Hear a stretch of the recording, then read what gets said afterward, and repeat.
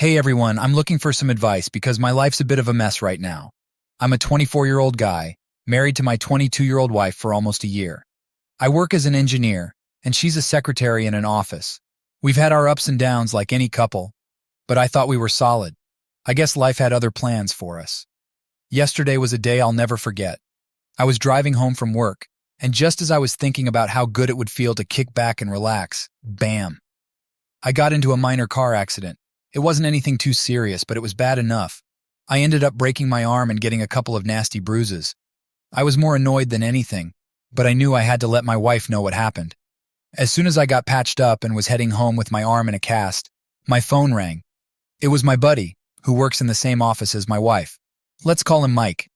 Mike sounded weirdly anxious, almost out of breath. He said, "Man, you're not going to believe this, but I just saw your wife through the office window. She was with the boss, and it didn't look like they were just talking." I was stunned. I mean, Mike's a trustworthy guy, but this was my wife we're talking about. I wanted to believe it was just some huge misunderstanding or that Mike was just seeing things, but deep down, something felt off. I didn't know what to think. I tried to tell myself that Mike must have been mistaken, but if he wasn't, I knew I needed more proof before I confronted her. When I got home, I was in a bit of a daze.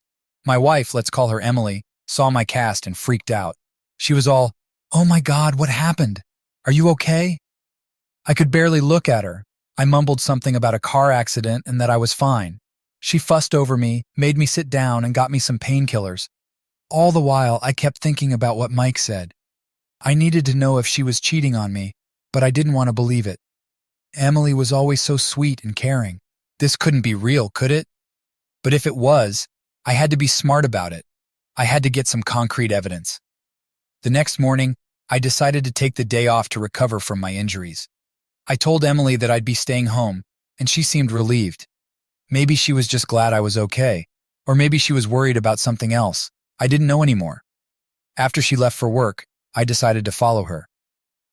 I know, it sounds creepy, but I needed to see for myself what was going on. I called up Mike and asked him if he could help me out. He agreed without hesitation. Mike said he'd keep an eye on the office and let me know if anything suspicious happened. Around noon, Mike texted me saying, "Dude, she just went into the boss's office. They closed the blinds." My heart sank. I drove over to the office and parked a bit away, hoping to stay out of sight. Mike texted again, "They're still in there." I waited, feeling like the biggest idiot on the planet. My mind was racing with all sorts of horrible thoughts. Finally, after what felt like forever, Mike texted, "They're coming out. You might want to see this." I got out of my car and carefully approached the building. I made sure to stay hidden but close enough to see what was happening. And there they were, Emily and her boss, looking way too close for comfort. He was touching her arm, and she was laughing at something he said. It didn't look innocent at all. I felt like my world was crumbling around me.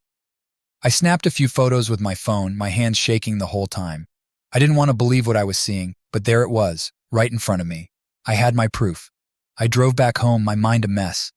I didn't know how to confront her. Should I wait for her to come home and then show her the photos? Should I call her out right now? I was furious and heartbroken at the same time. When Emily got home that evening, she seemed cheerful, completely unaware of the storm that was about to hit her. She started talking about her day, but I couldn't take it anymore. I interrupted her. "Emily, I need to talk to you about something." She looked at me, concerned. "What's wrong, babe? Is your arm hurting?" I shook my head. "No, it's not that. It's about you and your boss." Her face went pale. "What do you mean?" I took a deep breath and pulled out my phone, showing her the photos I took. "Explain this." She stared at the photos, her eyes wide with shock. Then she started crying. "It's not what it looks like, I swear. We were just talking." "Talking? With the blinds closed and him touching you like that?" I shot back, feeling my anger rising. She kept crying, trying to explain, but I couldn't hear her. I was too angry, too hurt. "I trusted you, Emily. How could you do this to me?" She didn't have an answer. She just kept crying, repeating that she was sorry, that it was a mistake. But I couldn't listen.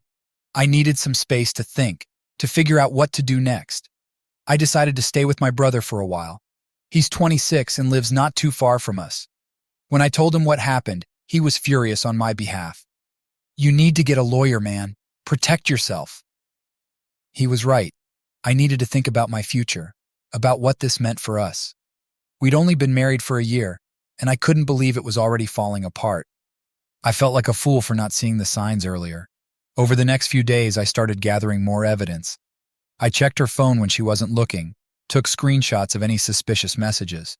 I talked to Mike and got him to write a statement about what he saw. I even started looking into our finances, making sure I knew what was what in case things got ugly. Emily kept trying to talk to me, to explain and apologize, but I couldn't deal with her. Every time I saw her, I just felt angry and betrayed. I couldn't look at her without thinking about what she did. I'm at a crossroads now. Part of me wants to forgive her, to believe that it was just a stupid mistake. But another part of me can't get past the betrayal. I'm scared that if I let this go, it'll happen again. And I can't live like that, always wondering if she's being faithful. I'm thinking about getting a divorce, but it's such a huge step. I don't know if I'm ready for that, but I also don't know if I can ever trust her again. I bought our house after we got married, and the thought of losing it in a divorce makes me sick. What do you all think? Is there any way to salvage this, or is it better to cut my losses and move on? I could really use some advice right now. Thanks for listening. Hey everyone, back with an update and hoping to get some more advice.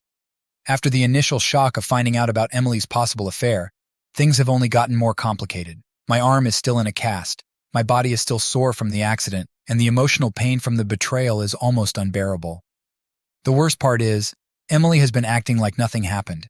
She's been trying to apologize, saying it was a misunderstanding, but her behavior tells a different story. A couple of days ago, she casually mentioned that she was going on a vacation. She didn't invite me, didn't even ask if I'd be okay with it. She just said she needed some time to herself and that it was a work thing, probably with her boss. My buddy Mike, the one who originally tipped me off, told me he overheard her talking about it in the office. Apparently, she and her boss were planning a trip to some beach resort. He didn't catch the exact location, but it sounded pretty romantic. Great, just what I needed. I was in no shape to confront her again. Physically, I was still recovering from the accident. The cast on my arm was a constant reminder of my bad luck, and my bruises still ached. Emotionally, I was a wreck. I could barely think straight, let alone have another heated conversation. So, I decided to play it cool and gather more evidence while she was away. Mike agreed to help me out. He started asking around the office, subtly questioning Emily's colleagues. I needed more proof before I could do anything drastic, like file for divorce or take legal action. I couldn't just rely on my gut feeling and a few photos. I needed concrete evidence. Mike's first target was Emily's close friend at work, Lisa. Lisa was always friendly and chatty, the type who loves office gossip. Mike struck up a casual conversation with her during lunch, steering the topic towards vacations. Lisa mentioned that she wished she could go on a vacation like Emily, who was lucky to have such a generous boss. Mike played dumb, asking for details. Lisa, eager to share the latest scoop, told him about the trip. Emily's boss is taking her to this fancy beach resort, she said. Can you believe it? She must be doing something right to get such a reward. Next, Mike talked to another colleague, Tom. Tom was more reserved, but had a good sense of what was happening around the office. Mike asked if he'd noticed anything strange about Emily and her boss. Tom hesitated, but eventually opened up. I did see them getting pretty close, he admitted. They've been having a lot of private meetings lately, more than usual if you ask me. With this information, I felt a bit more confident about my suspicions, but it wasn't enough. I needed something concrete, like messages or emails. Mike suggested I check Emily's computer at home. She often left it unlocked, trusting that I wouldn't snoop. So one evening while she was packing for her trip, I took my chance. I waited until she was in the shower, then quickly accessed her laptop. My heart was pounding and my hands were shaking. I felt like a criminal, but I had to know the truth. I went through her emails and found a chain of messages between her and her boss. They talked about the trip, making plans, and even shared some flirty banter. My stomach turned. The next morning, Emily left for her trip. She kissed me goodbye, acting like everything was normal. I felt sick. As soon as she was gone, I called Mike and told him what I found. He agreed that it was time to take the next step. We needed to gather as much evidence as possible while she was away. Mike continued his investigation at the office, questioning more colleagues. He talked to Janet, an older woman who had been with the company for years. Janet was wise and observant, not one to spread rumors lightly. When Mike asked her about Emily, she sighed and said, "I've seen this kind of thing before. It's not good. They're definitely more than just colleagues." Meanwhile, I contacted a lawyer. I explained the situation and showed him the photos and emails I had collected. He advised me to keep gathering evidence and to prepare for a potential court battle. He explained that proving infidelity could help me in the divorce and possibly with keeping the house. I didn't tell Emily's parents about what was going on. They were good people, and I didn't want to drag them into this mess until I had more proof. But I knew I couldn't keep it from them forever. Once Emily returned from her trip, I'd have to face them and tell them everything. The days dragged on, each one feeling like an eternity. I tried to keep myself busy, focusing on my recovery and preparing for the confrontation that was coming. My brother was a huge help, offering support and keeping me company. He reminded me that I wasn't alone in this, even though it felt that way. Finally, the day came when Emily returned from her vacation. She walked in, all smiles and tan lines, acting like everything was fine. I couldn't stand to look at her. She tried to hug me, but I pulled away. "We need to talk," I said, my voice trembling with anger and hurt. She looked confused, maybe even a little scared. "What's wrong?" I took a deep breath, trying to keep my emotions in check. "I know about the trip, Emily. I know about you and your boss." Her face went pale. "What are you talking about?" I showed her the emails I found, the photos I took, and the statements from her colleagues. She started crying, trying to explain, but I couldn't listen. "I trusted you, Emily. How could you do this to me?" She kept crying, saying it was a mistake, that she never meant to hurt me. But I couldn't believe her. The betrayal was too deep, too raw. I decided it was time to tell her parents. They deserved to know what their daughter had done, and I needed their support. I called them over and explained everything, showing them the evidence I had collected. They were shocked, heartbroken, and didn't know what to say. Emily's father looked at me with tears in his eyes. "I'm so sorry, son. I don't know what to say. This isn't the daughter we raised." I nodded, feeling a mix of relief and sadness. "I know. I don't know what happened to her." With her parents now aware of the situation, I felt a bit more supported, but I knew the hardest part was still ahead. I needed to take this to court, to make sure I could keep the house and move on with my life. My lawyer assured me that with the evidence I had a strong case. The next few days were a blur of meetings with my lawyer, gathering more evidence, and trying to keep myself together. Emily stayed with her parents, giving me some space. I knew it wasn't over yet, but at least I had a plan. Thanks for listening, everyone. Any advice on how to handle the upcoming court battle or how to deal with the emotional fallout would be greatly appreciated. This is the toughest thing I've ever gone through, and I could use all the support I can get. Hey everyone, I just wanted to start by saying thank you. The support and advice I've received from all of you have been incredibly helpful during this rough time. Reading your comments and knowing that I'm not alone has given me the strength to keep pushing forward. So, thank you all for that. After a lot of thinking and gathering evidence, I realized that the only way to truly move on was to get a divorce. It wasn't an easy decision, but it was the right one. I had to protect myself and my future, and staying in this toxic situation wasn't going to help anyone. I decided to take legal action and divorce Emily through the court. I told Emily about my decision. I could see the shock and pain in her eyes, but I had to stay strong. "Emily, we need to get a divorce," I said firmly. "I've already filed the papers, and the court date is set for 10 days from now." She started crying, pleading with me to reconsider, saying we could work things out. But I had made up my mind. I couldn't live with the constant doubt and betrayal. "This is the only way," I said, trying to keep my voice steady. "We both need to move on." Finding a good lawyer was crucial. I needed someone who could help me navigate this mess and make sure I didn't lose everything I'd worked so hard for. After a few consultations, I found an excellent attorney named Karen. She was sharp, experienced, and confident that we could win this case. Karen and I spent hours going over all the evidence I had collected. The photos, emails, and statements from Emily's colleagues painted a clear picture of her infidelity. We were determined to make sure I could keep the house. "We've got a strong case," Karen said, reassuring me. "We'll make sure the court sees the truth." Since writing my last message, a few things have changed. First, I'm happy to report that my condition has improved significantly.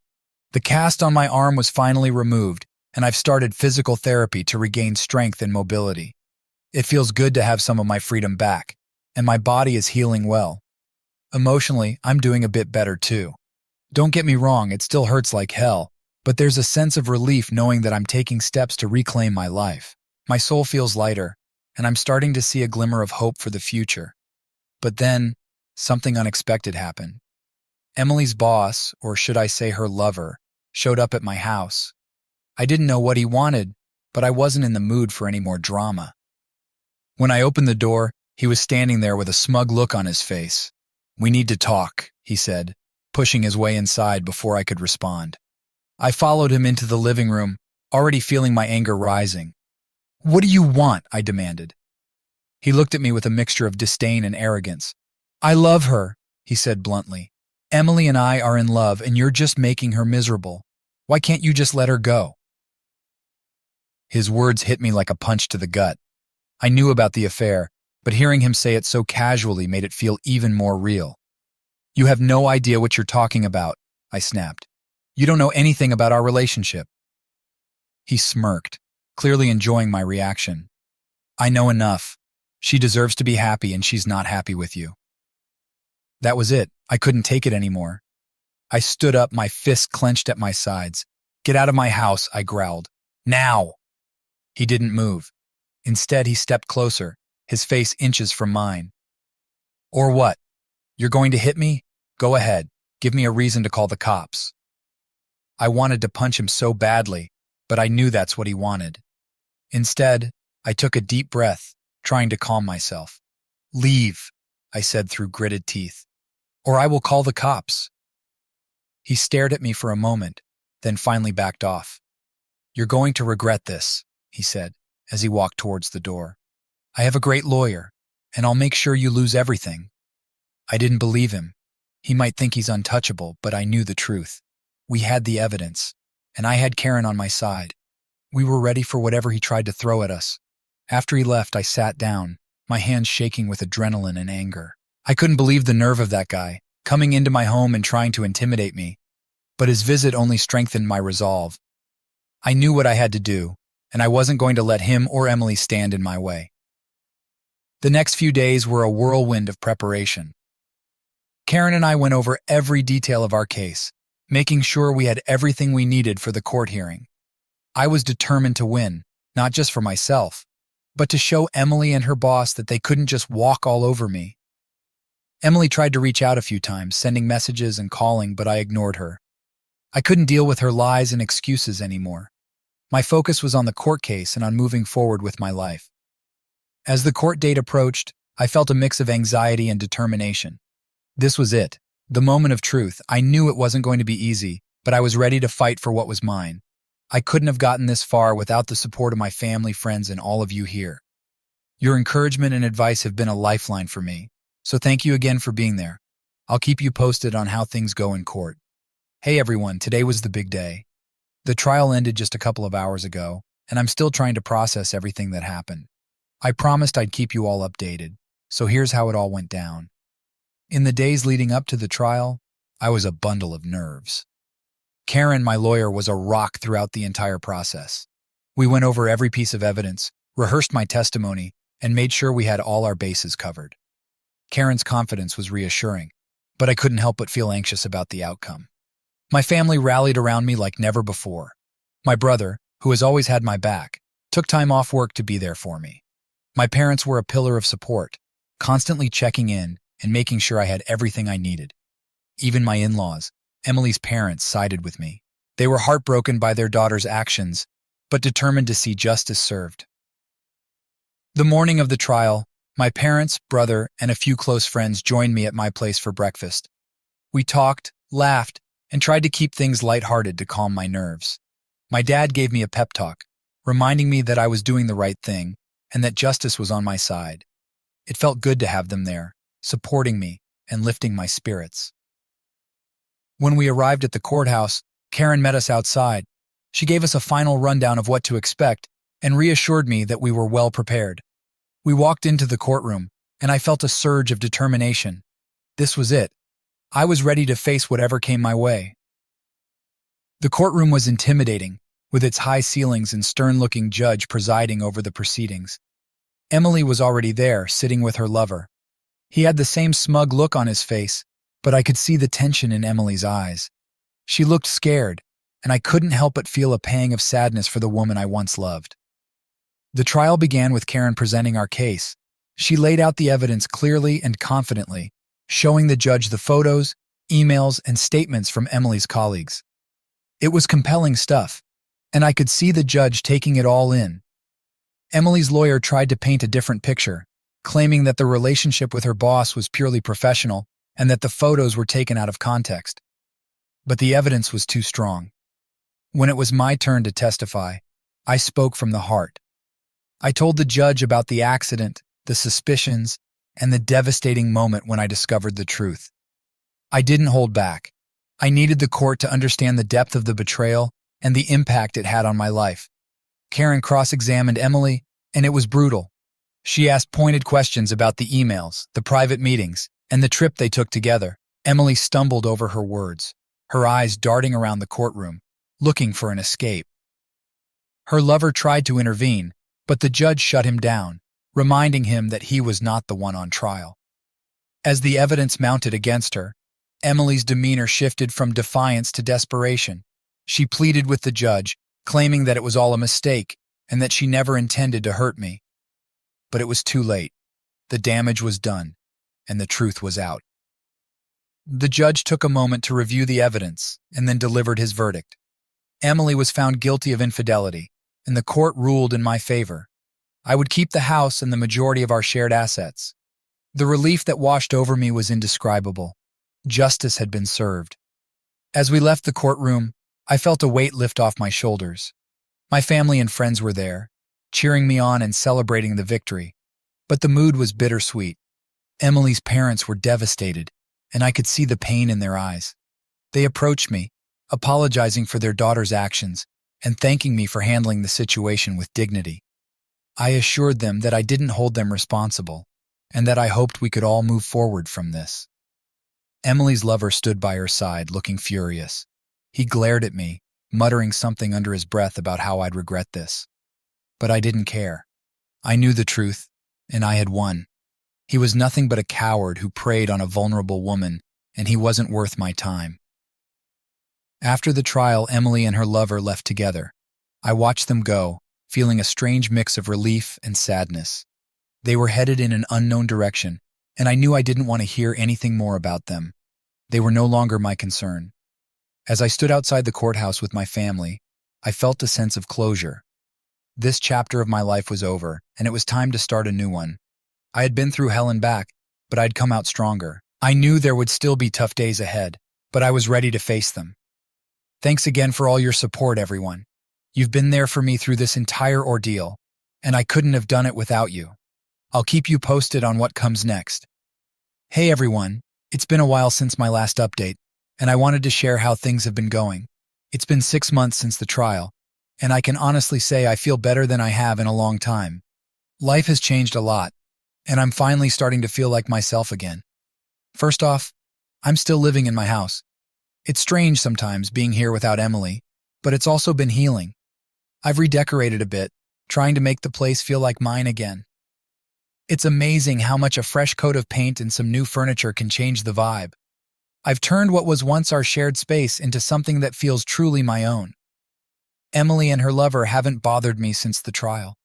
They disappeared into the unknown, and honestly, I'm glad. I don't need their drama in my life.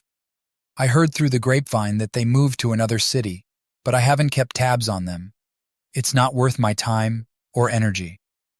One thing I discovered after the dust settled was that Emily had been taking money from our accounts without asking. It wasn't a huge amount, but it was enough to sting. At first I was furious, feeling betrayed all over again. But then I realized it wasn't worth holding on to that anger. What's done is done, and I've moved past it. The important thing is that part of my life is over, and I'm in control of my finances now. Getting back to work was a big step for me. During the last week before the trial, I barely had the time or energy to focus on my job. But once everything was settled, I knew I needed to dive back into my routine. Work has been a great distraction and a way to channel my energy into something productive. My colleagues have been supportive, and it feels good to be part of a team again. Looking back, I realize how much I let Emily into my life when I was young and naive. I thought we had something special, and I trusted her completely. Now I understand that people can change and sometimes they'll let you down. It's a hard lesson to learn, but it's an important one. I've become more cautious, especially when it comes to trusting women. It's not about holding a grudge or being bitter. It's about protecting myself and learning from my experiences. One thing I've come to understand through all of this is the importance of family and friends. They've been my rock, my support system, and my reason for pushing through. If there's one piece of advice I can give to anyone going through something similar, it's to trust your loved ones. They'll be there for you when everything else falls apart. I'm incredibly grateful for my family and friends. They've shown me what true loyalty and support look like. During these past 6 months, I've also taken time to focus on myself. I've picked up some new hobbies like hiking and painting. These activities have been therapeutic, giving me a chance to clear my mind and find some peace. It's amazing how a walk in the woods or a couple of hours with a paintbrush can help you process emotions and start to heal. I've also started seeing a therapist. At first, I was hesitant, thinking I could handle everything on my own. But talking to someone who understands and can provide guidance has been incredibly beneficial. Therapy has helped me work through my feelings of betrayal and anger, and it's given me tools to move forward in a healthier way. Socially, I've been reconnecting with old friends and making new ones. It's been a while since I've allowed myself to just have fun and enjoy life. I've gone out more, attended social events, and even started dating a little. I'm taking things slow, not rushing into anything serious. It's about getting to know people and finding out what makes me happy. One of the most important lessons I've learned is to trust myself. I spent so much time doubting my instincts and second-guessing my decisions. But through this journey, I've realized that I'm stronger and more resilient than I ever thought. I've learned to listen to my gut and stand up for myself. It's a liberating feeling, knowing that I can handle whatever life throws at me.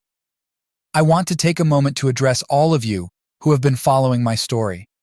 Your support and advice have been invaluable.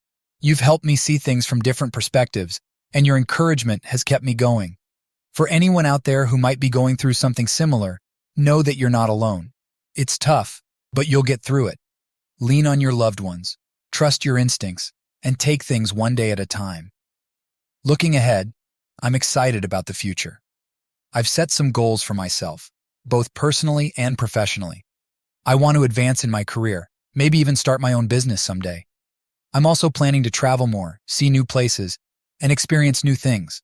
There's a whole world out there, and I'm ready to explore it. In terms of relationships, I'm open to the idea of finding love again, but I'm in no rush.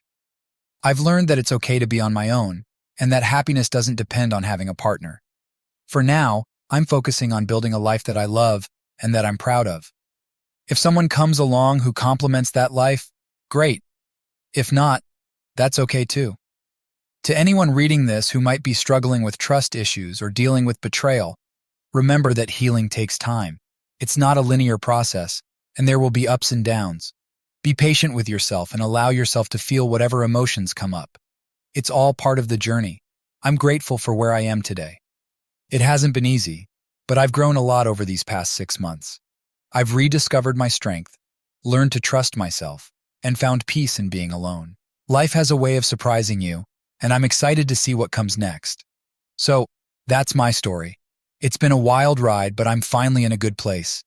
Thank you all for being there for me, for your support, and for your kind words. I'll keep moving forward, taking things one day at a time, and living my life to the fullest. Take care, everyone. Remember to trust your loved ones, trust yourself, and never be afraid to start over. Life is too short to be anything but happy.